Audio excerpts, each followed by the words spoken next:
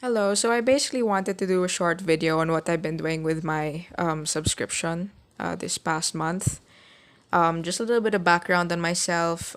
This is actually my second account, my second SWTOR account. My very first account was a long time ago. But even then, this account that I made is still, some time back. So I basically reached the point when it was still very hard to level. And killing mobs and bosses was really such a great achievement. So basically, I've been around for a long time. And so it's only recently that I've, you know, basically am maturing enough to like be able to afford a subscription. This is actually the second month that I've subscribed ever in my life. The first one was about a year back, and I didn't really do the things that I should have done, which is why I'm making this video now that I know better. So this is what was in my legacy cargo, my legacy storage on Starforge. The character legacy I have on this server is actually my second one. My first one ever is on Satil Shan. So that's really where I basically learned or continued to learn the ropes on my second account. So this is what was in it. I've basically accumulated it from doing all sorts of PvE content. That's heroics, flashpoints, all that stuff. I'm a very casual player, so I never really got into like all the end game operations and what have you.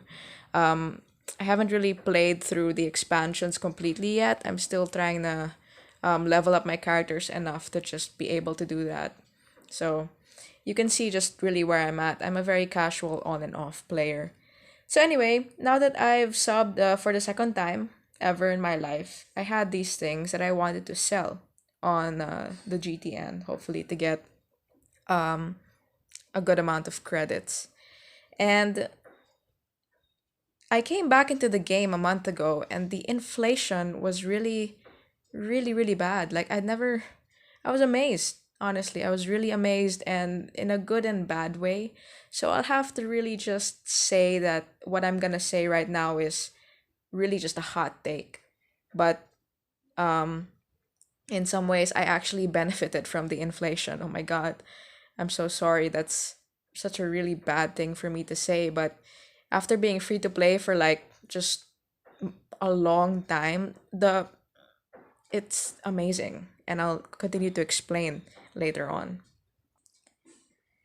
So as you can see, I was able to sell these particular items. And yes, they were bought some time back, couple of weeks back, for this amount. And being a free to play player for the longest time, I'd never seen or I'd never thought that this would be a possibility that I would be able to, just be able to gain the amount of credits that I was getting. And it was just, oh my gosh, I was able to buy um, just a couple of, decent cartel market armors and stuff for my different characters or tunes, which I'll show you later. But just, just after being a free to play for so long and seeing the prices, like even though this is really bad, like bad for other players, like oh my gosh,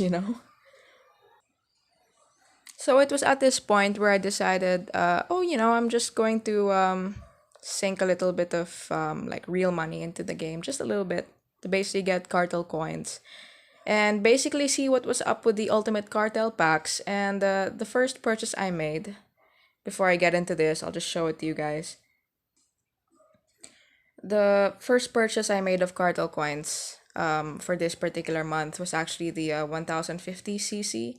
And what I did with that was I basically bought a couple of ultimate cartel packs, that just go for 200cc, and I bought a few. And I was pretty curious. I said, "Oh, they're going for a good amount in the GTN." So I was gonna try and open a few of them, which I'll tell you I kind of regret but not really, because I ended up getting the Firestorm Dual Saber, which I sold for a good amount. Um, so yeah, the inflation, even though the inflation is really bad, I'm telling you, just being a free to play for the longest time and just being able to get the amount of credits that I got was really just so surreal and mind blowing. I'm really sorry, but that's my hot take. Okay, so I opened the first few Ultimate Cartel packs that I got, and I got some credit back. I got some credits back, and I'll just go back to the image I was showing you earlier. These were the things I were able to buy with that money. Um, and some of these are sets that I've really been wanting for a long time, like particularly the tracksuit, Ajunta Paul, Freedom Nod, uh, Unbreakable Veteran. Those were sets that I was seeing on other players, and I was just okay. I'll admit it. I was very jealous. I was very jealous for a long time, and I didn't really have the agency that I had back then to be able to get those sets. So just really being able to buy them now, just after selling a bunch of datacrons and what have you, is it's unreal. And of course, the motorcycle. I'll show you something in a bit. That was like a really lucky find. Like as you can see here, I frequently check the GTN, and I just I had no idea that I would be able to find a motorcycle. It was one of those mounts that basically the only mount that I just, apart from the Varactyls, that I never dreamed of being able to get, but because of the datacrons that I sold and what have you, I was able to get it. And actually, the Firestorm dual saber that I sold was able to get me the Freedom Nod armor set. So I really just got lucky with that. And of course, the Unbreakable Veteran. Uh, I've been looking at that set for a really long time, and it's just being able to get it at that particular price. It's just really a matter of being lucky as well. Apart from just doing what you should be doing with your subscription, like as a free to play player. And this was, oh my gosh, like I still can't believe it. This.